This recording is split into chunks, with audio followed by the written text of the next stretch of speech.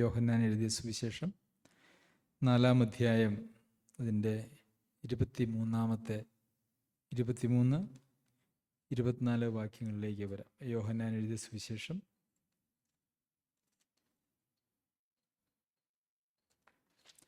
4-ാം അധ്യായം അതിൻ്റെ 23 24 വാക്യങ്ങൾ.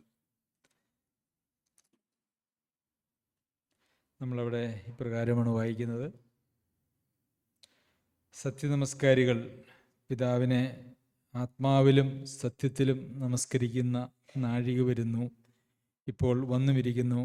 തന്നെ നമസ്കരിക്കുന്നവർ ഇങ്ങനെയുള്ളവർ ആയിരിക്കണം എന്ന് പിതാവ് ഇച്ഛിക്കുന്നു.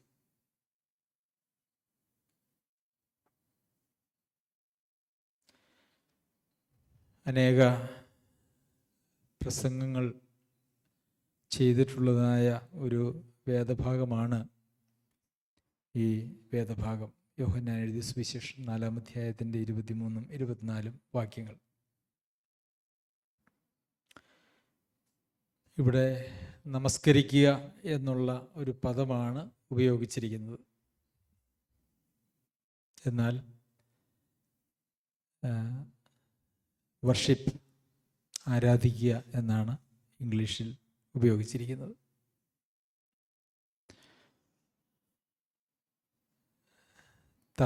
പല തർജ്ജമകൾ തമ്മിലുള്ളതായ ചെറിയ ചെറിയ വ്യത്യാസങ്ങളാണ് ഇങ്ങനെയുള്ള വ്യത്യാസങ്ങൾക്ക് കാരണം. അപ്പോൾ ആരാധിക്കുക എന്നുള്ള ആ വാക്ക് ഉപയോഗിച്ചുകൊണ്ട് നാം ഇതിനെ വായിച്ചാൽ, സത്യ ആരാധികൾ പിതാവിനെ ആത്മാവിലും സത്യത്തിലും ആരാധിക്കുന്ന നാഴിക വരുന്നു, ഇപ്പോൾ വന്നുമിരിക്കുന്നു. തന്നെ ആരാധിക്കുന്നവർ ഇങ്ങനെയുള്ളവർ ആയിരിക്കണം എന്ന് പിതാവ് ഇച്ഛിക്കുന്നു. യഥാർത്ഥത്തിൽ പുതിയ നിയമവും പഴയ നിയമവും തമ്മിലുള്ളതായ വ്യത്യാസമാണ് ഈ ഒരു വാക്യത്തിൽ കർത്താവ് പറഞ്ഞിരിക്കുന്നത്. ആരാധനയ്ക്ക് ഒരു ചട്ടങ്ങളും രീതികളും ഒക്കെ ഉണ്ടായിരുന്നു പഴയ നിയമത്തിൽ. എന്നാൽ പഴയ നിയമത്തിൽ ഉണ്ടായിരുന്നതായിട്ടുള്ള ആരാധനയിൽ നിന്നും വ്യത്യസ്തമാണ് ഇനിയുള്ള ആരാധന എന്നാണ് ഇവിടെ കർത്താവ് പറയുന്നത്.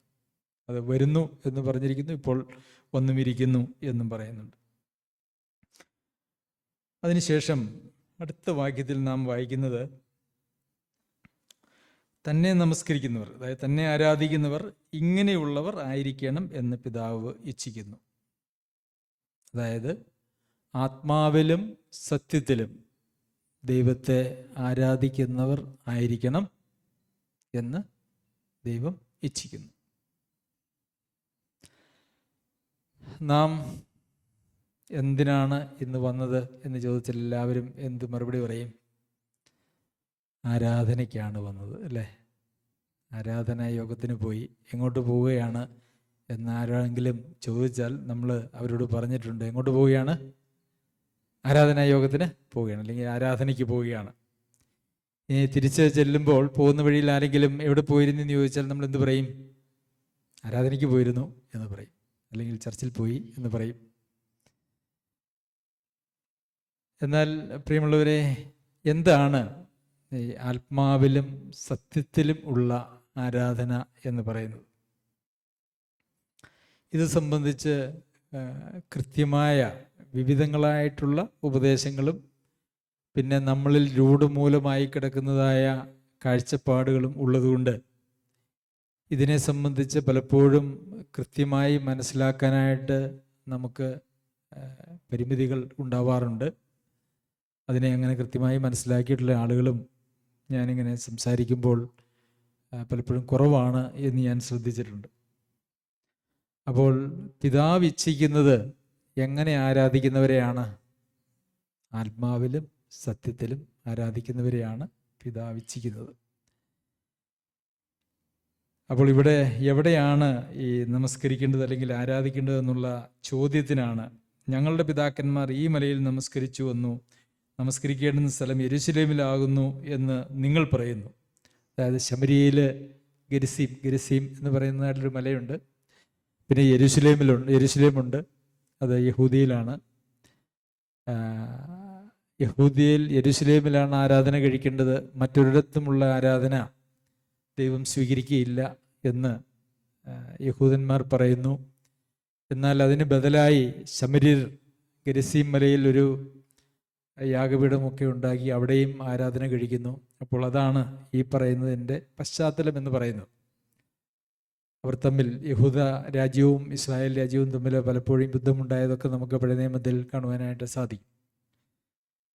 അപ്പോൾ ഈ ശമര്യ സ്ത്രീ ചോദിക്കുകയാണ്, എവിടെയാണ് ശരിക്കും ആരാധിക്കേണ്ടത്? അത് യെരൂശലേമിലാണോ അതെയോ ഈ മലയിലാണോ, ഗെരിസീം മലയിലാണോ? അപ്പോൾ കർത്താവ് എന്താ പറഞ്ഞേ? ഇത് യെരൂശലേമിലാണെന്നാണോ പറഞ്ഞേ? സ്ഥലത്തെക്കുറിച്ചാണോ പിന്നെ പറയുന്നത്? ഏതെങ്കിലും ഒരു സ്ഥലത്തെക്കുറിച്ച് പറയുന്നില്ല അല്ലേ. പിന്നെ പറയുന്നത് ആത്മാവിലും സത്യത്തിലും ആരാധിക്കണമെന്നാണ്. ആത്മാവിലും സത്യത്തിലും ആരാധിക്കണം എന്ന് പറഞ്ഞതിന് ശേഷം ഇങ്ങനെയുള്ളവർ ആയിരിക്കണം ആരാധിക്കേണ്ടതെന്നാണ് അടുത്ത വാക്യം പറയുന്നത്. പിതാവിൻ്റെ ഇച്ഛയെക്കുറിച്ച്. എങ്ങനെയുള്ളവർ? ആത്മാവും സത്യവും ഉള്ളവർ. അപ്പോൾ പിന്നെ ആത്മാവ് ഉള്ളവരെന്ന് പറയുന്നത് യഥാർത്ഥത്തിൽ എന്താണ്?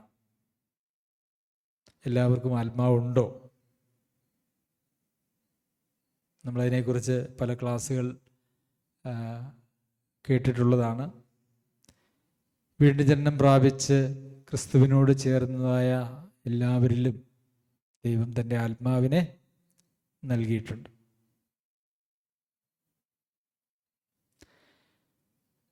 അപ്പോൾ ആത്മാവിനെ നമുക്ക് ലഭിക്കുമ്പോൾ എന്തെങ്കിലും അടയാളങ്ങൾ ഉണ്ടാകുമോ എന്ന് ചോദിച്ചാൽ ഉണ്ടാകണമെന്ന് നിർബന്ധമൊന്നുമില്ല.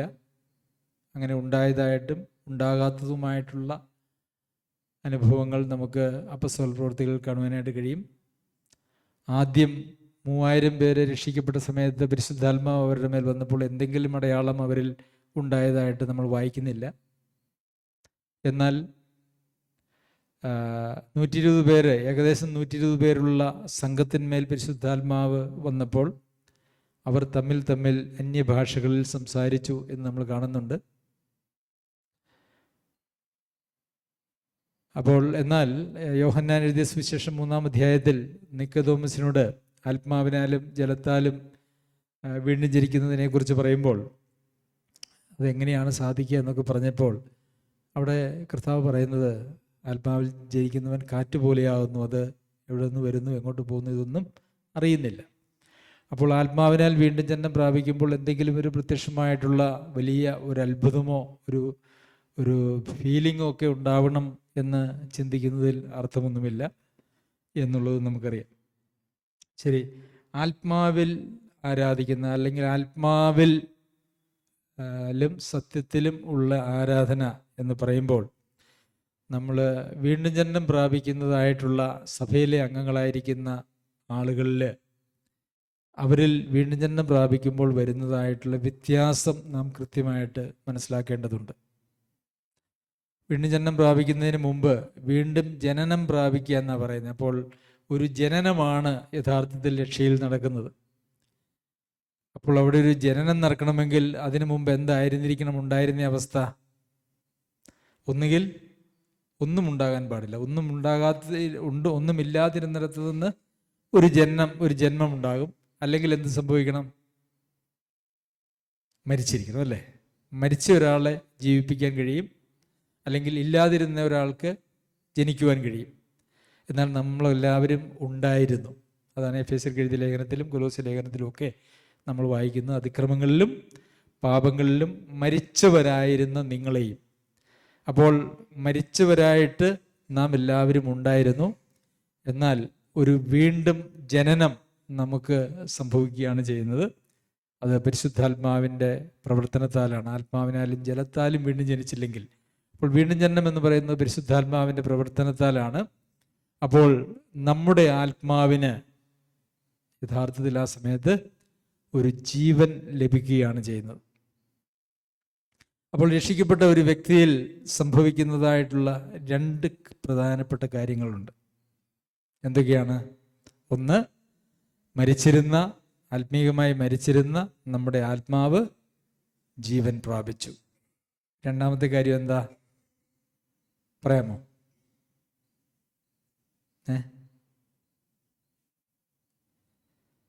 എന്താണ് രണ്ടാമത്തെ കാര്യം? ധൈര്യമായിട്ടൊക്കെ പറയുന്നേ, തെറ്റിപ്പോയാലും സാരമൊന്നുമില്ല, മാർക്കൊന്നുമില്ല, എല്ലാവർക്കും 100 മാർക്ക്. നമ്മളുടെ നിയന്ത്രണം പരിശുദ്ധാത്മാവ് ഏറ്റെടുക്കുന്നു. ഈ രണ്ട് കാര്യങ്ങളാണ് യഥാർത്ഥത്തിൽ ഒരാൾ വീണ്ടും ജനനം പ്രാപിക്കുമ്പോൾ അല്ലെങ്കിൽ രക്ഷിക്കപ്പെടുമ്പോൾ സംഭവിക്കുന്നത്. എന്തൊക്കെയാണ്? നമ്മൾ ജീവനുള്ളവരായി, അതിനു മുമ്പ് നമ്മൾ മരിച്ചവരായിരുന്നു. നമ്മൾ ജീവനുള്ളവരായി, നമ്മളെ നിയന്ത്രിക്കുന്ന ഒരു ദൈവാത്മാവ് നമ്മിൽ വാസവും ചെയ്യാനായിട്ട് ആരംഭിച്ചു. അപ്പോൾ ആത്മാവിലും സത്യത്തിലും ആരാധിക്കുന്ന നാഴിക വരുന്നു എന്ന് പറയുമ്പോൾ നിങ്ങൾക്ക് അത് മനസ്സിലായി എന്ന് ഞാൻ വിചാരിക്കുന്നു. ഇന്ന് സംശയം ഒന്നുമില്ലാത്ത നിലയിൽ നിങ്ങൾക്കത് മനസ്സിലായി എന്ന് ഞാൻ വിചാരിക്കുന്നു. ഒന്ന്, ആത്മാവിനാൽ വീണ്ടും ജനനം പ്രാപിക്കുമ്പോൾ നമ്മളിലുള്ള ആത്മാവ് മനുഷ്യാത്മാവിന് ജീവൻ വയ്ക്കുന്നു. എന്നിട്ട് നമ്മുടെ നിയന്ത്രണം പരിശുദ്ധാത്മാവ് ഏറ്റെടുക്കുന്നു. ഇതാണ് ശരിക്കും പറഞ്ഞാൽ രക്ഷിക്കപ്പെടുമ്പോൾ നമ്മളിൽ സംഭവിക്കുന്നതായിട്ടുള്ള കാര്യം. ശരി, പിന്നെ ആത്മാവിൽ മാത്രമാണോ പറഞ്ഞേക്കുന്നത്? സത്യത്തിൽ നിന്നും കൂടെ പറഞ്ഞിട്ടുണ്ടല്ലേ. എന്താണ് സത്യം? എന്താണ് സത്യം?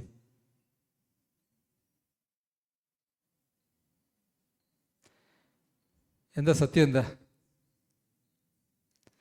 പതുക്കെ ശുശുന്നൊക്കെ കേൾക്കാം, ശബ്ദം പുറത്തേക്ക് വരുന്നില്ല, ഉള്ളിൽ ബോധമുണ്ട്, മിണ്ടാൻ പറ്റുന്നില്ല എന്ന് പറയുന്ന ഒരവസ്ഥ അല്ലേ. ഈ സത്യം എന്നാൽ എന്ത് എന്ന് ഒരാൾ ചോദിച്ചു. അതാരാ? പീലാത്തോസ് ചോദിച്ചു, സത്യം എന്നാൽ എന്ത്? അപ്പോൾ അദ്ദേഹത്തിന് പോലും, ഒരു ഭരണാധികാരി ആയിരിക്കുന്ന ഒരു റോമൻ ഗവർണർക്ക് പോലും അറിയില്ലായിരുന്നു എന്താണ് ഈ സത്യം എന്നുള്ളത്. ശരിക്കും എന്താ സത്യം? വചനമാണ് സത്യം. അതെ അല്ലേ, വചനമാണ് സത്യം. വചനം ആരാണ്? യേശുവാണ്. അപ്പോൾ ആരാണ് സത്യം? യേശുവാണ് സത്യം. വഴിയും സത്യവും ജീവനും ഞാനാകുന്നു, എന്നിലൂടെ അല്ലാതെ ആരും പിതാവിൻ്റെ അടുക്കൽ എത്തുന്നില്ല. സത്യത്താൽ അവരെ വിശുദ്ധീകരിക്കണമേ, നിന്റെ വചനം സത്യമാകും. സത്യമറിയുകയും സത്യം നിങ്ങളെ സ്വതന്ത്രരാക്കുകയും ചെയ്യും. അപ്പോൾ നമുക്ക് സ്വാതന്ത്ര്യം നൽകുന്ന വചനമാകുന്ന ക്രിസ്തുവാണ് സത്യം.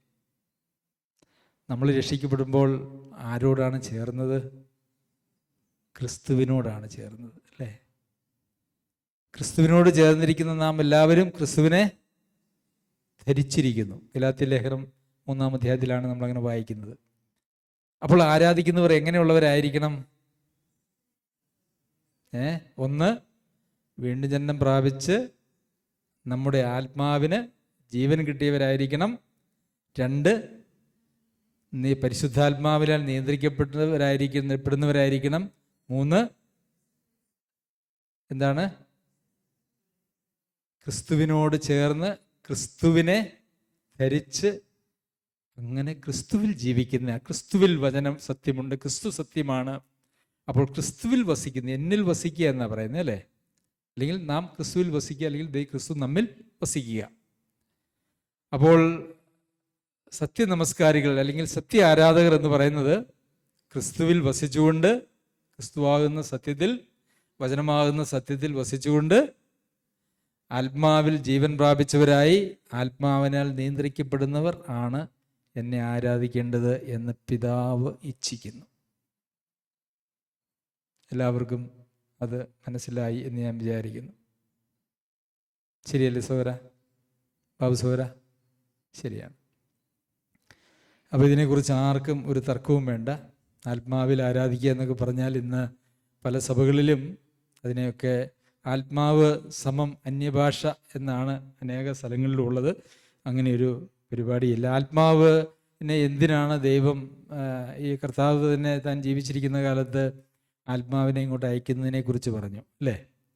എന്താണ് ആത്മാവിനെ അയക്കാനുള്ള കാരണങ്ങൾ പറഞ്ഞിരിക്കുന്നത്?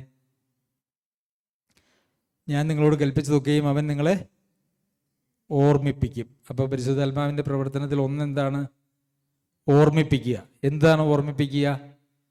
കർത്താവ് അവരെ പഠിപ്പിച്ചതെല്ലാം, അതായത് ദൈവത്തിൻ്റെ കർത്താവിൻ്റെ വചനം അവർക്ക് ആവശ്യമുള്ള സമയത്ത് അവരെ ഓർമ്മിപ്പിച്ച് അവർക്ക് ആ സത്യത്തിൻ്റെ വഴിയിൽ നടക്കാനായിട്ട് സാധിക്കും. അങ്ങനെയാണ് പരിശുദ്ധാത്മാവിനെ അനുസരിച്ച് നടക്കുക, അല്ലെങ്കിൽ പരിശുദ്ധാത്മാവിനാൽ നിയന്ത്രിക്കപ്പെടുക എന്ന് പറഞ്ഞാൽ, ആത്മാവ് നമ്മളിലേക്ക്, നമ്മൾ തെറ്റിപ്പോകുന്ന ഒരു സാഹചര്യം വന്നാൽ അപ്പോൾ തന്നെ നമ്മളിലേക്ക് ആത്മാവ് ഒരു ഓർമ്മപ്പെടുത്തൽ കൊണ്ടുവരും. ഇത് തെറ്റാണ് കേട്ടോ, ഇതല്ല കേട്ടോ, അല്ലെങ്കിൽ അതാണ് കേട്ടോ എന്നൊക്കെ പറഞ്ഞ് നമ്മെ ഓർമ്മിപ്പിക്കും.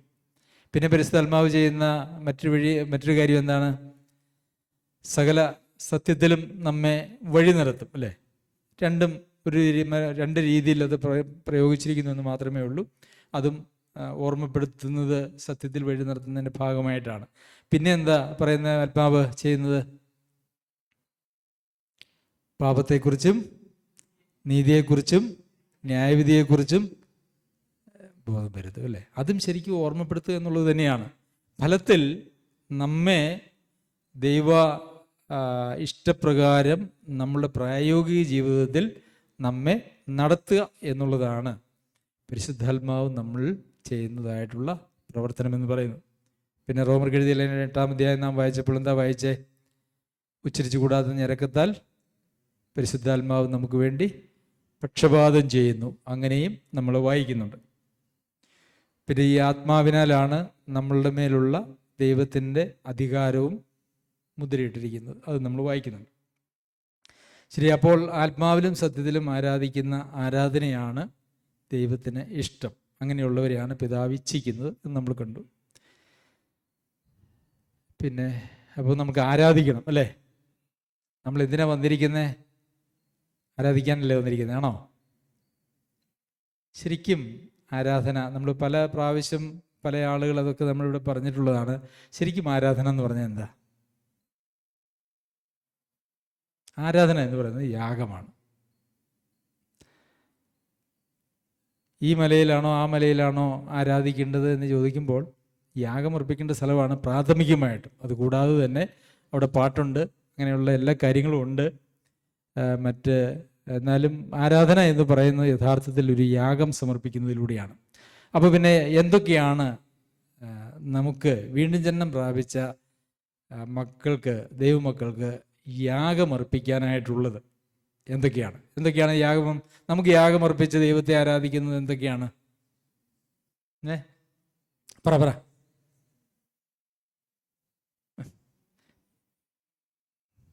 ബോധമുണ്ട്, മിണ്ടാൻ പറ്റുന്നില്ല. ഉള്ളി ബോധമുണ്ട്, മിണ്ടാൻ പറ്റുന്നില്ല. എന്തൊക്കെയാണ് സിജിമോളെ? എന്തൊക്കെയാ? സ്തുതി സ്തോത്ര യാഗങ്ങൾ അല്ലേ? നമ്മളത് എവിടെയാ വായിക്കുന്നേ? എബ്രായർക്ക് എഴുതിയ ലേഖനം 13-ാം അധ്യായത്തിലുണ്ട്. അതുകൊണ്ട് അവൻ മുഖാന്തരം നാം ദൈവത്തിന് അവൻ്റെ നാമത്തെ ഏറ്റുപറയുന്ന അധരബലം എന്ന സ്തോത്രയാഗം ഇടപെടാതെ അർപ്പിക്കുക അല്ലേ? അപ്പം അതിനാണോ നമ്മളിവിടെ വന്നിരിക്കുന്നേ? ആണോ? അതെയോ? അതെ. ആരാ പറഞ്ഞ അതേന്ന്? അതെ, ശരിയാണ്. ഒരർത്ഥത്തിൽ ശരിയാണ്.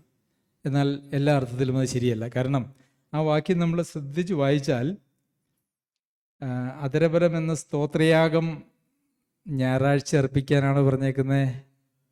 ആഴ്ചവട്ടത്തിൻ്റെ 1-ാം നാൾ അർപ്പിക്കാനാണോ പറഞ്ഞേക്കുന്നത്? നിങ്ങൾ ഒരുമിച്ച് കൂടുമ്പോൾ അർപ്പിക്കാനാണോ പറഞ്ഞേക്കുന്നത്? അല്ല അല്ലേ? അത് ഇടപെടാതെ അർപ്പിക്കുക. അപ്പം പിന്നെ ഞായറാഴ്ച വന്നതിൻ്റെ ഉദ്ദേശം അതാണെന്ന് പറയാൻ പറ്റുമോ? നമ്മൾ ഓരോരുത്തരും നമ്മളുടെ ജീവിതത്തിൽ നമ്മൾ അങ്ങനെ ഇടപെടാതെ സ്തോത്രം അർപ്പിച്ചുകൊണ്ട് ജീവിക്കേണ്ടവരാണ്. അപ്പം ഞായറാഴ്ച വരുമ്പോൾ നമ്മൾ ഒരുമിച്ച് നമുക്കെല്ലാവരും സഭയായിട്ട് നമുക്ക് നൽകിയ നന്മകളെ ഓർത്ത് നമുക്ക് സ്തോത്രം ചെയ്യുന്നുണ്ട്. അതൊരു ശരിയാണ്. അപ്പോൾ നമുക്ക് യാഗമർപ്പിക്കാനായിട്ട്, യാഗമാണ് ആരാധന എന്ന് പറഞ്ഞല്ലോ. അപ്പോൾ അതിലൊരു യാഗമാണ് സ്തോത്രം, സ്തുതി എന്നൊക്കെ പറയുന്നത്. അത് പറഞ്ഞതിന് ശേഷം ലേഖനകാരൻ വീണ്ടും അവിടെ വെച്ച് പറയാതെ, അവിടെ വെച്ച് നിർത്താതെ പെട്ടെന്ന് വേറെ 2 യാഗങ്ങളെക്കുറിച്ച് പറയുന്നുണ്ട്. അതെന്തൊക്കെയാ? ഇടപെടാതെ അർപ്പിക്കുക, നന്മ ചെയ്യുവാനും കൂട്ടായ്മ കാണിക്കുവാനും മറക്കരുത്, ഈ വക യാഗത്തിലല്ലോ ദൈവം പ്രസാദിക്കുന്നത്. അപ്പൊ പിന്നെ ഇടപെടാതെ അർപ്പിക്കുന്ന ഒരു കാര്യമുണ്ട്, പക്ഷേ ദൈവം പ്രസാദിക്കുന്ന വേറെ 2 യാഗങ്ങളെക്കുറിച്ച് പ്രത്യേകമായിട്ട് എടുത്തു പറയുകയാണ്. എന്തൊക്കെയാണ്? നന്മ ചെയ്യുവാനും കൂട്ടായ്മ കാണിക്കുവാനും മറക്കരുത്. ഇത് നമ്മളെപ്പോഴും ചെയ്യുന്നതാ? നമ്മൾ അർപ്പിക്കുന്ന യാഗമാണല്ലോ. ഇത് നമ്മൾ ഞായറാഴ്ച ചെയ്യുന്നതാണോ? നന്മ ചെയ്യുകയും കൂട്ടായ്മ കാണിക്കുകയും അതിനങ്ങനെ സമയമൊന്നുമില്ല അല്ലേ? ഉണ്ടോ? സമയപരിധിയൊന്നുമില്ല. അപ്പോൾ സ്തോത്രം ചെയ്യാനായിട്ട്, നമുക്ക് സ്തോത്രയാഗങ്ങൾ അർപ്പിക്കുവാനായിട്ട് പ്രത്യേക സമയം വേർതിരിച്ചിട്ടില്ല. നന്മ ചെയ്യാനായിട്ട് പ്രത്യേകിച്ച് സമയമൊന്നും വേർതിരിച്ചിട്ടില്ല. കൂട്ടായ്മ കാണിക്കാനായിട്ട് പ്രത്യേകിച്ച് സമയമൊന്നും വേർതിരിച്ചിട്ടില്ല. ശരി, പിന്നെ ഏതെങ്കിലും യാഗമുണ്ടോ? കഴിഞ്ഞ ആഴ്ചയും കൂടെ സഹോദരൻ പറഞ്ഞ നമ്മുടെ ശരീരങ്ങളെ ജീവനും വിശുദ്ധിയും ദൈവത്തിന് പ്രസാദവുമുള്ള യാഗമായി സമർപ്പിപ്പിൻ. അതെപ്പോഴാണ് ചെയ്യുന്നേ? അതും ഇവിടെ വരുമ്പോഴല്ല അല്ലേ? അപ്പോൾ ആരാധന അല്ലെങ്കിൽ യാഗം എന്ന് പറയുന്നത് എന്താണ്? അത് നമ്മളുടെ ജീവിതം തന്നെയാണ്. നമ്മുടെ ജീവിതമാണ് ആരാധന. കാരണം ആരാധനയിൽ പറഞ്ഞിരിക്കുന്ന എല്ലാ കാര്യങ്ങളും നമ്മളുടെ ജീവിതത്തിൻ്റെ ഊണിലും ഉറക്കത്തിലും എന്നതുപോലെ നമ്മൾ കൊണ്ടു നടക്കേണ്ട കാര്യങ്ങളെക്കുറിച്ച് മാത്രമാണ്. പിന്നെ സഭായോഗത്തെ ആരാധനായോഗം എന്ന് എവിടെയെങ്കിലും ബൈബിളിൽ വിളിച്ചിട്ടുണ്ടോ? സഭായോഗങ്ങൾ എന്ന് വിളിച്ചിട്ടുണ്ട്. അതെവിടെയാണ് സഭായോഗം എന്ന് പറഞ്ഞിരിക്കുന്നത്? സഭായോഗങ്ങളെ ഉപേക്ഷയായി വിചാരിക്കാതെ സ്നേഹത്തിനും സൽപ്രവൃത്തികൾക്കും ഉത്സാഹം വർദ്ധിപ്പിക്കാൻ അന്യോന്യം സൂക്ഷിച്ചു കൊള്ളുക. പിന്നെ അപ്പോസ്തല പ്രവൃത്തികൾ 20-ാം അധ്യായത്തിൽ സഭായോഗത്തെക്കുറിച്ച് വേറൊരു പേരാണ് പറഞ്ഞേക്കണേ. അതെന്താ? ആഴ്ചവട്ടത്തിൻ്റെ 1-ാം നാൾ അവർ അപ്പം നുറുക്കുവാൻ കൂടി വന്നപ്പോൾ. അപ്പോൾ സഭായോഗം എന്തിനായിരുന്നു? അപ്പം നുറുക്കാനായിട്ട് കൂടി വന്ന യോഗമായിരുന്നു. അപ്പോസ്തല പ്രവൃത്തികൾ 2-ാമത്തെ അധ്യായത്തിൽ അവിടെയും നമ്മൾ കാണുന്നത് ദിനംപ്രതി ചേർത്തുകൊണ്ടിരുന്നു. പിന്നെ വിശ്വസിച്ചവരുടെ ഹൃദയം, അപ്പോസ്തല പ്രവൃത്തികൾ 2-ാം അധ്യായം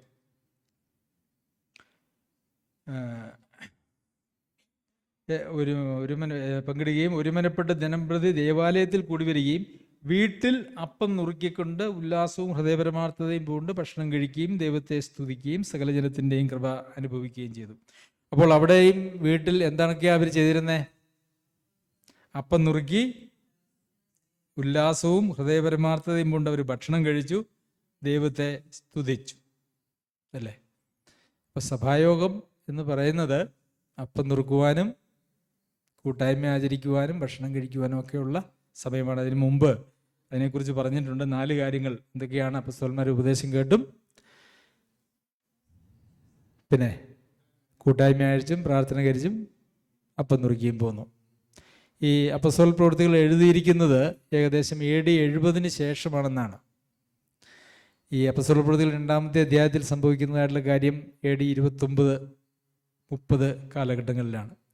അപ്പോൾ AD 29-30 കാലഘട്ടങ്ങളിൽ അങ്ങനെയായിരുന്നു.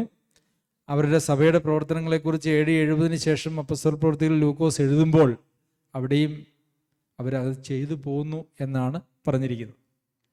1-ാം നൂറ്റാണ്ടിലെ സഭയുടെ ചരിത്രമെടുത്താൽ അവർ സഭായോഗം കൂടിയിരുന്നത് 2 കാര്യത്തിനായിരുന്നു. ഏറ്റവും പ്രധാനപ്പെട്ട 2 കാര്യം. 1 അപ്പം നുറുക്കുവാൻ, 2 കൂട്ടായ്മ ആചരിക്കുവാൻ. അങ്ങനെ അവർ കൂടി വന്നപ്പോൾ അവർ സ്തുതിക്കുകയും ചെയ്തു, കർത്താവിനെ സ്തുതിക്കുകയും ചെയ്തു, പ്രാർത്ഥിക്കുകയും ചെയ്തു, വചനവും കേട്ടു. അതാണ് അതിൻ്റെ യാഥാർത്ഥ്യമെന്ന് പറയുന്നത്. അപ്പോൾ ഞായറാഴ്ചത്തെ നമ്മുടെ സഭായോഗത്തിൻ്റെ ലക്ഷ്യം, ഏറ്റവും പ്രഥമമായ 2 ലക്ഷ്യങ്ങൾ എന്ന് പറയുന്നത് അപ്പം നുറുക്കുക, കൂട്ടായ്മ ആചരിക്കുക.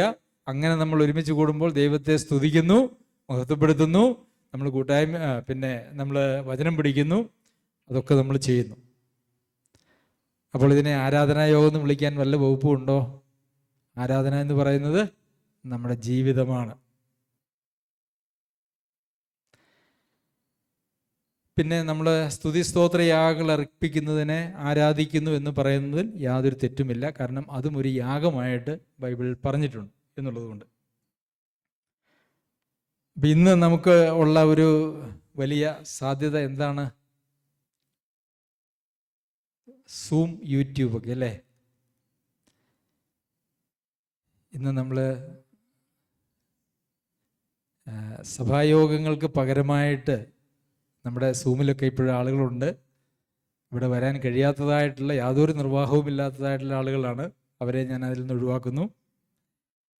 അല്ലാതെ സൂമിൽ ഞാൻ കുടിക്കോളാം എന്ന് പറയുമ്പോൾ യഥാർത്ഥത്തിൽ സഭായോഗത്തിൻ്റെ എന്തെങ്കിലും ഏറ്റവും പ്രാധാന്യമുള്ള കാര്യങ്ങൾ ഇവിടെ നടക്കുന്നുണ്ടോ?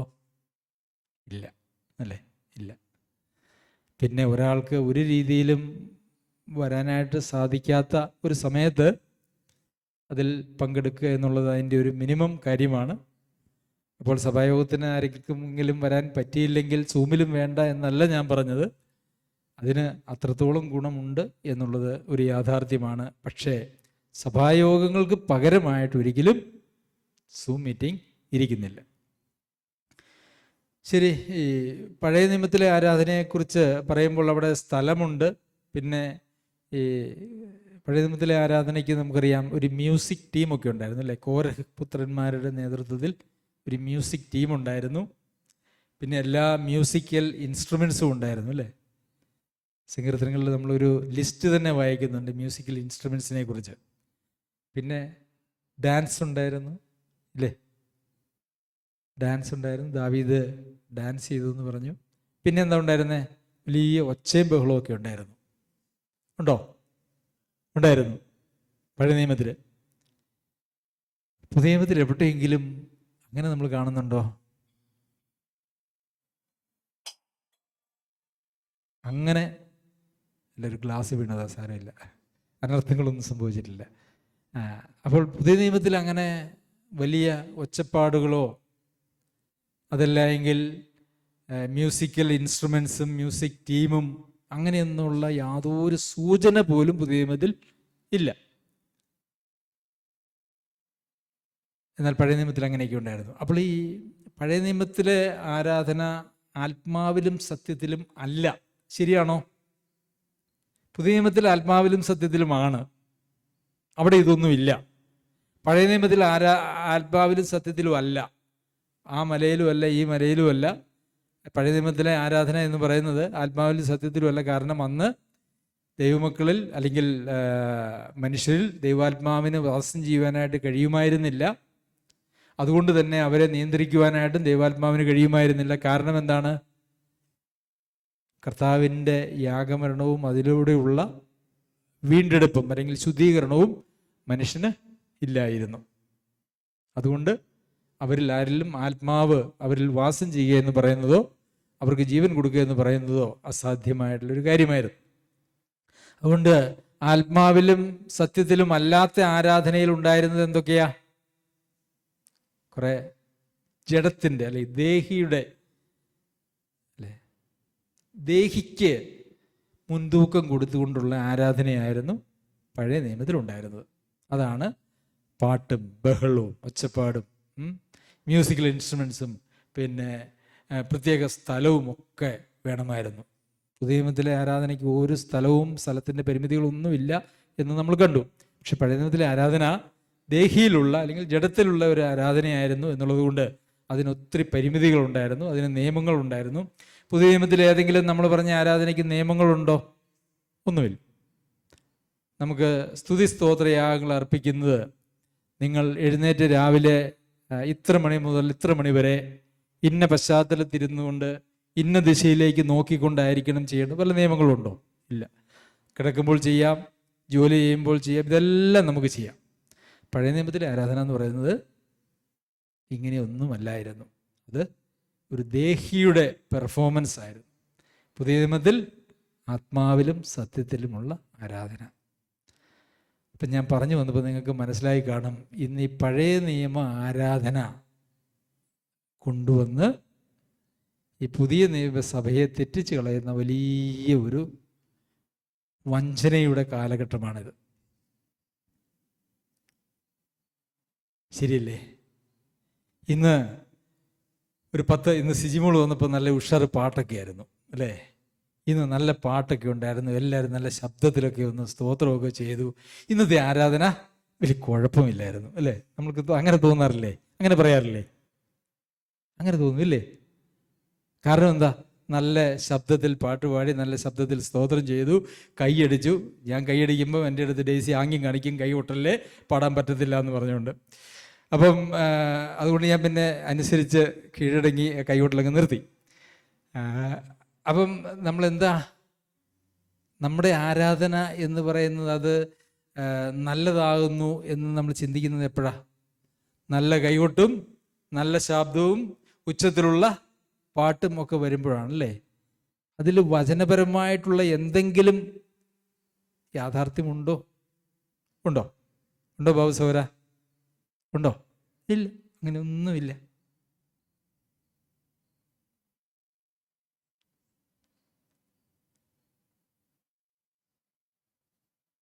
അതുകൊണ്ട് നമ്മൾ ഒരു യാഥാർത്ഥ്യത്തിലേക്ക് വരണം. എന്താണ് യാഥാർത്ഥ്യം? ആത്മാവിലും സത്യത്തിലുമാണ് പുതിയ നിയമത്തിലെ ആരാധന എന്ന് പറയുന്നത്. ആരാധന, സഭായോഗം അതിൻ്റെ ലക്ഷ്യം എന്താണ്? ആരാധിക്കുക എന്നുള്ളതാണോ? ആണോ? സഭായോഗത്തിൻ്റെ ലക്ഷ്യം എന്താ? സ്നേഹത്തിനും സൽപ്രവൃത്തികൾക്കും ഉത്സാഹം വർദ്ധിപ്പിക്കുക. അപ്പം ലക്ഷ്യം പോലും നാം അങ്ങനെ കൂടി വരുന്നതിൻ്റെ ലക്ഷ്യം എന്ന് പറയുന്നത് കൊണ്ട് ഉണ്ടാകേണ്ടതായിട്ടുള്ള ഫലം എന്ന് പറയുന്നത് സ്നേഹം. ഓരോ മീറ്റിംഗ് കഴിയുമ്പോഴും നമ്മൾ തമ്മിലുള്ളതായ സ്നേഹം വർദ്ധിച്ചു വരണം. പിന്നെ എന്ത് വർദ്ധിച്ചു വരണം? സൽപ്രവൃത്തികളും വർദ്ധിച്ചു വരണം. അങ്ങനെ വരുന്നുണ്ടോ? സ്നേഹവും സൽപ്രവൃത്തികളും ഓരോ ഞായറാഴ്ച കഴിയുമ്പോഴും കൂടി വരുന്നുണ്ടോ? കുറഞ്ഞു വരുന്നുണ്ട്. അപ്പം എന്തോ ഒരു വലിയ ആത്മീക പ്രശ്നം ഉണ്ട് എന്നുള്ളതാണ് അതിൻ്റെ അർത്ഥം. പലപ്പോഴും സഭായോഗങ്ങൾ നമ്മൾ അങ്ങനെ ഗൗരവമായി കാണാറില്ല അല്ലേ? എന്താ കാരണം? പലപ്പോഴും ക്ഷീണമെന്നോ പ്രയാസമെന്നോ അങ്ങനെയൊക്കെ നമ്മൾ പറഞ്ഞ്, ഇവിടെയല്ല കേട്ടോ, ഇവിടെ അങ്ങനത്തെ ഒരു പ്രശ്നമില്ല. എങ്കിലും പല സ്ഥലങ്ങളിലും സഭായോഗത്തിന് പോകാതിരിക്കാൻ പ്രത്യേകിച്ചൊരു ന്യായവും കാണുന്നില്ല എങ്കിൽ സഭായോഗത്തിന് പോകുന്ന ആളുകളുണ്ട്. ഇന്ന് ഒരു ന്യായമില്ല, ഒരു തലവേദന പോലും വന്നില്ല, ഒരു ജലദോഷം പോലും വന്നിട്ടില്ല, ക്ഷീണമാണെന്ന് പറയാനും പറ്റുന്നില്ല, ഇന്ന് രാവിലെ എഴുന്നേറ്റപ്പോൾ നല്ല ഉഷാറായി, എന്നാൽ പിന്നെ പോയേക്കാം എന്ന് വിചാരിക്കുന്ന ഞാൻ സത്യം പറയുകയാണ്, അങ്ങനെ വിചാരിക്കുന്ന ഒത്തിരി ആളുകളുണ്ട്. പ്രിയമുള്ളവരെ, ഞാനതിനെക്കുറിച്ച് ഓർത്തപ്പോൾ ഞാൻ നമ്മുടെ ഒരു സഹോദരിയെക്കുറിച്ച്, എന്തിയ സഹോദരിയോട് ഇല്ലേ, തലവേദനയായിട്ട് പോയി. ഓക്കെ, രമണി സിസ്റ്റർ രാവിലെ 3-3:30 എഴുന്നേറ്റിട്ട് വീട്ടിലുള്ള എല്ലാവർക്കും രാവിലത്തേക്കും ഉച്ചത്തേക്കുമുള്ള ഭക്ഷണമൊക്കെ തയ്യാറാക്കി ചെയ്യേണ്ട കാര്യങ്ങളൊക്കെ ചെയ്ത്, പിന്നെ ബസ് സ്റ്റോപ്പിൽ വന്ന് ഒരു ബസ് കയറി ഇറങ്ങി, അടുത്ത ബസ് കയറി ഇറങ്ങി, പിന്നെ നമ്മൾ കൊണ്ടുവരും. അങ്ങനെയാണ് വരുന്നത്. അപ്പം ഞാനൊരു ദിവസം സഹോദരിയോട് ചോദിച്ചു, സഹോദരി ഒത്തിരി ബുദ്ധിമുട്ടുണ്ടല്ലേ വരാൻ? ഒരു ബുദ്ധിമുട്ടുമില്ല സഹോദരൻ, എനിക്ക് ഭയങ്കര സന്തോഷം. ഇതെന്താ സഹോദരൻ ഇത് ബുദ്ധിമുട്ടാന്ന് എന്നോട് പറയണേ, അവിടെ വന്നിരുന്ന സമയം പോകുന്ന പോലും ഞാൻ അറിയുന്നില്ല, ഒരു ബുദ്ധിമുട്ടുമില്ല, അങ്ങനെ പറയല്ലേ എന്ന് പറഞ്ഞു. പിന്നെ മറ്റൊരു തമാശ എന്താണെന്നറിയാമോ? ഇന്ന് മേരി സഹോദരി രമണി സഹോദരിയും കൂടെ രാവിലെ രാജസിസ്റ്ററിൻ്റെ വീട്ടിൽ രാജസിസ്റ്ററിൻ്റെ അമ്മേനെയും കൂടെ പോയി കണ്ടിട്ട് ആണ് അവിടെ നിന്നാണ് വരുന്നത്. പണ്ട് മായ ഇവിടെ ആശുപത്രിയിൽ കിടന്നപ്പം ഒരു ദിവസം ഞാൻ അവിടെ ചെന്നപ്പോൾ ദാണ്ടെ ഇവർ രണ്ടുപേരും കൂടെ മായയ്ക്ക് ബ്രേക്ക്ഫാസ്റ്റ് ഉണ്ടായിക്കൊണ്ട് ആശുപത്രിയിലുണ്ട്. വാഹനങ്ങൾ സ്വന്തമായിട്ടില്ല, വീട്ടിൽ പ്രാരാബ്ദങ്ങളും ബുദ്ധിമുട്ടുകളും ഒക്കെ ഉണ്ട്, എങ്കിലും അതിനിടയിലൂടെ ചെയ്യുന്നതായിട്ടുള്ള കാര്യങ്ങളൊക്കെ, ഇതൊക്കെ യഥാർത്ഥത്തിൽ ഭയങ്കര മാതൃകാപരമായിട്ടുള്ള കാര്യങ്ങളാണ്. അപ്പോൾ സഹോദരിക്ക് അങ്ങനെ ചെയ്യുന്നതിൽ ഒരു വലിയ സന്തോഷവും ഒക്കെ ഉണ്ട്. കാരണം എന്താണെന്നറിയാമോ? സഹോദരി ഇവിടെ ശരിക്കും പറഞ്ഞാൽ അവർക്ക് സാക്ഷ്യം പറയാനായിട്ട് സമയം നമ്മൾ കൊടുത്തിട്ടില്ല. കൊടുത്താലും സഹോദരി എത്രത്തോളം പറയുമെന്ന് എനിക്കറിയില്ല. ഇപ്പോൾ സഹോദരി ഉണ്ടായിരുന്ന സഭയിലൊന്നും ദൈവവചനപ്രകാരമുള്ള കാര്യങ്ങളൊന്നുമല്ല, പഠിപ്പീരുമല്ല, ജീവിതവുമല്ല, ഒന്നുമല്ല എന്ന് കണ്ടപ്പം സഹോദരി ഇങ്ങനെ പ്രാർത്ഥിച്ചു എന്നാണ് എന്നോട് പറഞ്ഞത്. കർത്താവേ, ദൈവവചനപ്രകാരമുള്ള ഒരു സഭയെ എനിക്ക് കാണിച്ചു തരണം. കോഴിക്കോട് ജില്ലയിൽ എവിടെയാണെങ്കിലും ഞാൻ പോയിക്കൊള്ളാം. അതാണ് സഹോദരി പ്രാർത്ഥിച്ച പ്രാർത്ഥന. കോഴിക്കോട് ജില്ലയിൽ എവിടെയാണെങ്കിലും. കോഴിക്കോട് ജില്ല എവിടം വരെ കിടപ്പുണ്ട്? അങ്ങ് കക്കാടംപൊയിൽ മുതൽ അങ്ങ് വടകര, കൂരാച്ചുണ്ട്, ഈ ഭാഗങ്ങളൊക്കെ കോഴിക്കോട് ജില്ലയിൽപ്പെട്ടതാണ്. കോഴിക്കോട് ജില്ലയിൽ എവിടെയാണെങ്കിലും ഞാൻ പൊക്കോളാം, ഒരു സഭ കാണിച്ചു തന്നാൽ മതി എന്ന് ഈ സഹോദരി ദൈവത്തോട് പ്രാർത്ഥിച്ചിരിക്കുമ്പോഴാണ് നമ്മുടെ സഭായോഗങ്ങളും ക്ലാസ്സുകളും ഒക്കെ സഹോദരിയുടെ ശ്രദ്ധയിൽപ്പെടുകയും അങ്ങനെ നമ്മളെ വിളിച്ച് ഇങ്ങോട്ട് വരുവാനായിട്ടിടയായത്. പ്രിയമുള്ളവരെ, ഞായറാഴ്ച എവിടെയെങ്കിലും ഒന്ന് പോയാൽ മതി എന്ന് ചിന്തിക്കുന്ന ഒരാൾക്കും സഭായോഗത്തിൻ്റെ മഹത്വവും അതിൻ്റെ വിലയും അതിൽ നിന്നുള്ള നന്മയും കിട്ടുവാനായിട്ട് കഴിയുകയില്ല. സത്യമായിട്ടുള്ള വചനം കേൾക്കാനും അതനുസരിക്കാനും അതിൽ ആനന്ദിക്കാനും ആ സഭയുടെ ഭാഗമായി നിന്നുകൊണ്ട് ആ സഭയിലുള്ള ദൈവമക്കൾക്ക് വേണ്ടിയും സഭയ്ക്ക് വേണ്ടിയും ചെയ്യാൻ കഴിയുന്നതായിട്ടുള്ള എല്ലാ പരിമിതികൾക്കും ഉള്ളിൽ നിന്നുകൊണ്ട് ചെയ്യാൻ കഴിയുന്നതായിട്ടുള്ള കാര്യങ്ങളൊക്കെ ചെയ്യുമ്പോഴാണ് യഥാർത്ഥത്തിൽ നമുക്ക് ഉള്ളിൽ ഈ സ്നേഹത്തിനും സൽപ്രവൃത്തികൾക്കും ഒക്കെയുള്ള ഉത്സാഹം വർദ്ധിച്ചു വരിക. ഇന്ന് അനേക ആളുകൾക്കും ഇവിടത്തെക്കുറിച്ചല്ലോട്ട് പറയണം. ഞാൻ പറയുമ്പോഴൊന്നും ഇവിടത്തെക്കുറിച്ചാണെന്നോ നമ്മളെക്കുറിച്ചാണെന്നോ നമ്മൾ പറയരുത്. ഇന്ന് ലോകത്തിൽ അനേക സഭകളിലെയും ബഹുഭൂരിപക്ഷം ആളുകൾക്കും ഞായറാഴ്ച പോകാൻ ഒരു ഇടം വേണം എന്ന് മാത്രമേ ഉള്ളൂ. അവിടെ പഠിപ്പിക്കുന്നത് എന്തുവായിക്കൊള്ളട്ടെ, എത്ര തെറ്റായിട്ടുള്ള പഠിപ്പിക്കലുകളും അവർക്ക് വിഷയമില്ല. വേണമെങ്കിൽ പറയും ഞാനത് കേൾക്കാതിരുന്നാൽ പോരെ. പ്രിയമുള്ളവർ, അങ്ങനെ കേൾക്കാതിരുന്ന് ഒറ്റപ്പെട്ടു പോയിരുന്ന ഒരു മീറ്റിങ്ങിൽ പങ്കെടുത്തേച്ച് പോരുന്നതായിട്ടുള്ളൊരു പരിപാടിയല്ല സഭായോഗം എന്ന് പറയുന്നത്. അത് ഒരു സഭായോഗത്തിൽ യഥാർത്ഥത്തിൽ സഭയിലെ അംഗങ്ങളെല്ലാവരും ഞങ്ങൾ ഒന്നാണ് എന്ന് പറയുന്നതാണ്.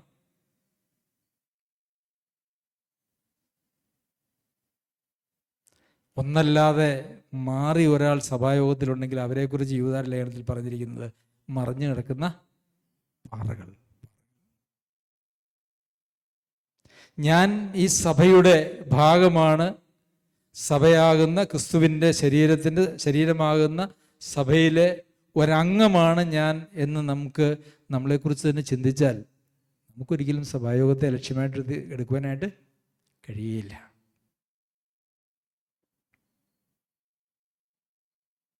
നാളെ വേറെ ഏതെങ്കിലും ഒരു സഭയിൽ ചെന്നേച്ച് ഞാൻ ഇവിടുത്തെ അവയവമാണെന്ന് പറയാൻ പറ്റും? അവിടുത്തെ അപ്പം നുറുക്കലിൽ പങ്കെടുക്കുമ്പോൾ എന്താ യഥാർത്ഥത്തിൽ പറയുന്നത്?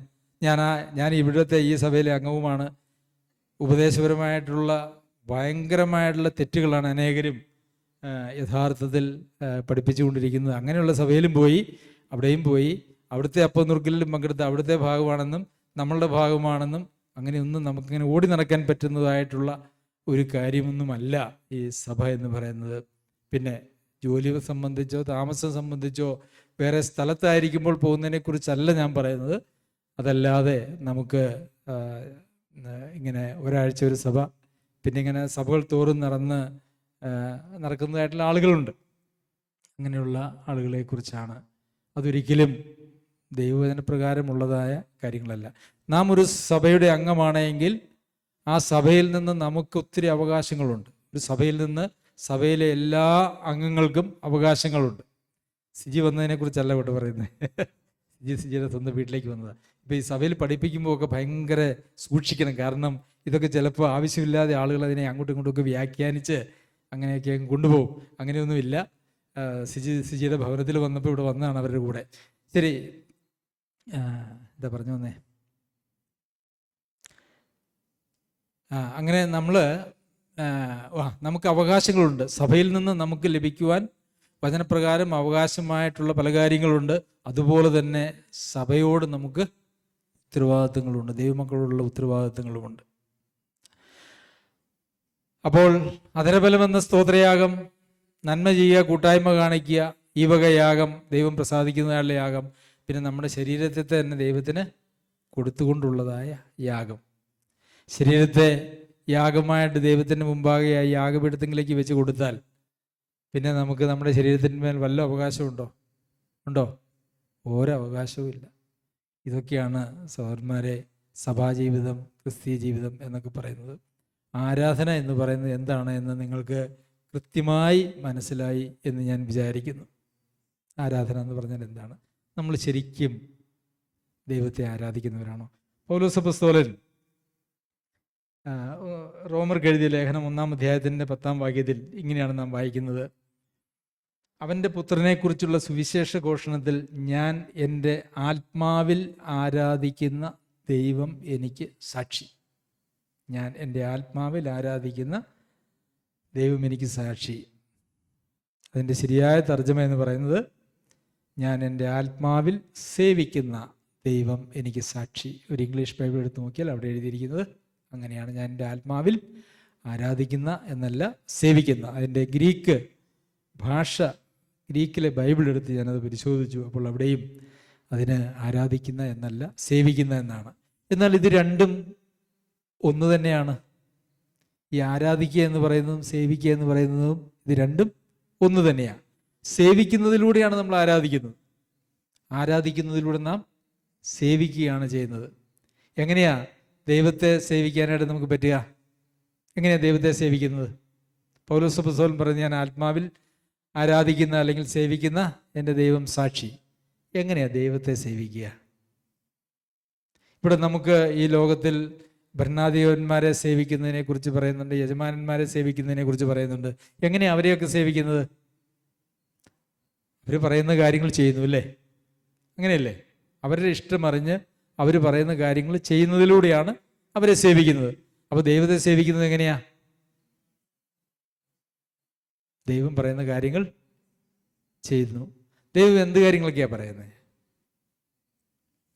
ഈ മത്തായി എഴുതിയ സുവിശേഷം 25-ാമത്തെ അധ്യായത്തിൽ അന്ത്യന്യായവിധി, തേജസ്സിൻ്റെ സിംഹാസനത്തിലിരുന്ന് അവിടെ സംഭവിക്കുന്ന ഒരു കാര്യത്തെക്കുറിച്ച് പറയുന്നുണ്ട്.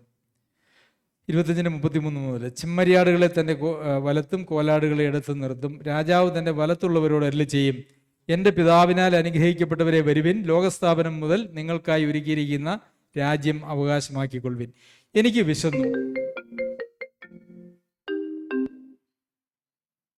വിശന്നു, നിങ്ങൾ എനിക്ക് ഭക്ഷിപ്പാൻ തന്നു. ദാഹിച്ചു, നിങ്ങൾ എനിക്ക് കുടിപ്പാൻ തന്നു. ഞാൻ അതിഥിയായിരുന്നു, നിങ്ങൾ എന്നെ ചേർത്തു. നഗ്നനായിരുന്നു, നിങ്ങൾ എന്നെ ഉടുപ്പിച്ചു. രോഗിയായിരുന്നു, നിങ്ങൾ എന്നെ കാണുവാൻ വന്നു. തടവിലായിരുന്നു, നിങ്ങൾ എൻ്റെ അടുക്കൽ വന്നു. അതിന് നീതിമാൻ അവനോട്, കർത്താവേ, ഞങ്ങൾ എപ്പോൾ നിന്നെ വിശന്ന് കണ്ടിട്ട് ഭക്ഷിപ്പാൻ തരികയോ ദാഹിച്ച് കണ്ടിട്ട് കുടിപ്പാൻ തരികയോ ചെയ്തു? ഞങ്ങളിപ്പോൾ നിന്നെ അതിഥിയായി കണ്ടിട്ട് ചേർത്ത് കൊള്ളുകയോ നഗ്നനായി കണ്ടിട്ട് ഉടുപ്പിക്കുകയോ ചെയ്തു? നിന്നെ രോഗിയായിട്ടോ തടവിലോ ഞങ്ങൾ എപ്പോൾ കണ്ടിട്ട് ഞങ്ങൾ നിന്റെ അടുക്കൽ വന്നു എന്ന് ഉത്തരം പറയും. രാജാവ് അവരോട്, എൻ്റെ ഈ ഏറ്റവും ചെറിയ സഹോദരന്മാരിൽ ഒരുത്തിന് നിങ്ങൾ ചെയ്തിടത്തോളം എല്ലാം എനിക്ക് ചെയ്തു എന്ന് ഞാൻ സത്യമായിട്ട് നിങ്ങളോട് പറയുന്നു എന്ന് അരുളി ചെയ്യും. അപ്പോൾ ഇവിടെ കുറച്ച് ചെയ്യുന്നതിനെക്കുറിച്ചാണ്. അപ്പോൾ ഈ ചെയ്തതിനെക്കുറിച്ചൊന്നും ഈ ചെയ്തവർക്ക് യാതൊരു ബോധ്യവുമില്ല, അവർക്കൊന്നും യാതൊരു അറിവുമില്ല എന്നാണ് നമുക്ക് അവിടെ കാണാനായിട്ട് കഴിയുന്നത്. ശരി, അവിടെ എന്തിനാണ് സഭായോഗം? സ്നേഹത്തിനും സൽപ്രവൃത്തികൾക്കും ഉത്സാഹം വർദ്ധിപ്പിക്കാൻ അല്ലേ? അങ്ങനെ ഉത്സാഹം ലഭിച്ചതായിട്ടുള്ള ഒരു പറ്റം ആളുകൾ ചെയ്ത കാര്യങ്ങളാണ് ഇവിടെ നമ്മൾ കാണുന്നത്. അങ്ങനെ അതിനുശേഷം അവിടെ, അയ്യോ നീ ഞങ്ങളുടെ അടുക്കൽ വന്നിട്ടില്ലല്ലോ, കണ്ടിട്ടില്ലല്ലോ എന്നൊക്കെ പറയുമ്പം ഈ ചെറിയവരിൽ ഒരുവന് നിങ്ങൾ ചെയ്യാതിരുന്നിടത്തോളം നിങ്ങൾ എനിക്ക് ചെയ്തില്ല എന്നാണ് അവിടെ നമ്മൾ വായിക്കുന്നത്. പക്ഷെ അതിനിടയ്ക്ക് കുറച്ചാളുകൾ കർത്താവിനോട് വേറെ ചില ന്യായങ്ങൾ ഉന്നയിച്ചു. അതിവിടെയല്ല എഴുതിയേക്കുന്നത്, അത് മത്തായി എഴുതിയ ശേഷം 7-ാം അധ്യായത്തിലാണ്. എന്താ അവരോട് പറഞ്ഞേ? കർത്താവേ, അപ്പോൾ ഒരുപക്ഷെ വേറെ ചില ആളുകളോ അല്ലെങ്കിൽ ഈ രണ്ടാമത് പറഞ്ഞ ആളുകളോ ആയിരിക്കും. അവരെന്താ പറഞ്ഞെന്നറിയാവോ? കർത്താവേ, ഞങ്ങൾ നിന്റെ നാമത്തിൽ പ്രവചിച്ചില്ലേ, ഭൂതങ്ങളെ പുറത്താക്കിയില്ലേ, എത്രയോ വീര്യപ്രവൃത്തികൾ ഞങ്ങൾ ചെയ്തില്ലേ, കർത്താവേ കർത്താവേ എന്ന് വിളിച്ചുകൊണ്ട് ഞങ്ങൾ എത്രയോ ആരാധന ചെയ്തില്ലേ അല്ലേ? എന്നെ കർത്താവേ കർത്താവേ എന്ന് വിളിക്കുന്ന ഏവനുമല്ല എന്ന് അവിടെ എഴുതിയേക്കുന്നത്. അപ്പോൾ എന്നെ കർത്താവേ കർത്താവേ എന്ന് വിളിച്ചപ്പോൾ അവരെ ഉദ്ദേശിച്ചത്, നിന്നെ ഞങ്ങൾ സഭയിൽ എത്രയോ ആരാധിച്ചു കർത്താവേ അല്ലെ? അങ്ങനെ കർത്താവേ എന്ന് വിളിച്ചല്ലേ ആരാധന കരയേറ്റുന്നത്. അപ്പോൾ ഞങ്ങൾ നിന്നെ ആരാധിച്ചില്ലേ, ഞങ്ങൾ ഭൂതങ്ങളെ പുറത്താക്കിയില്ലേ? ചെറിയ കാര്യമാണോ? ഞങ്ങൾ പ്രവചിച്ചില്ലേ? ഞങ്ങൾ വീര്യപ്രവൃത്തികൾ ചെയ്തില്ലേ? ഇപ്പോൾ കർത്താവ് എന്താ പറയുന്നേ? ഞാൻ നിങ്ങളെ അറിയുന്നില്ല, ഒരു നാളും അറിയുന്നില്ല. പ്രിയമുള്ളവരെ,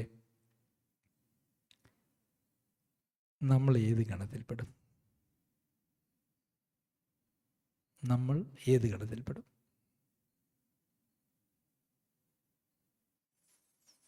നമ്മൾ ആരാധിക്കുന്നവരുടെ ഗണത്തിൽപ്പെടും അല്ലേ? നമ്മൾ പ്രസംഗിക്കുന്നവരുടെ ഗണത്തിൽപ്പെടും. ഞങ്ങൾ പ്രവചിച്ചു എന്നൊക്കെ പറയുന്ന ആളുകൾ വലിയ പ്രാസംഗികരായിരുന്നു, പഠിപ്പിക്കുന്നവരും പ്രസംഗിക്കുന്നവരുമായിരുന്നു. പ്രസംഗിക്കുന്നവരുടെ ഗണത്തിൽ നമ്മൾ പെടും. പ്രസംഗത്തിന് ഇരുന്ന് കൊടുക്കുന്ന, അതൊരു വലിയ കാര്യമല്ല. ഞങ്ങൾ മീറ്റിങ്ങുകൾക്കൊക്കെ പോയി പ്രസംഗത്തിനൊക്കെ ഇരുന്ന് കൊടുക്കുക എന്ന് പറയുന്നത് അതിനകത്ത് ഒരു അധ്വാനമുണ്ട്, ശ്രമമുണ്ട്.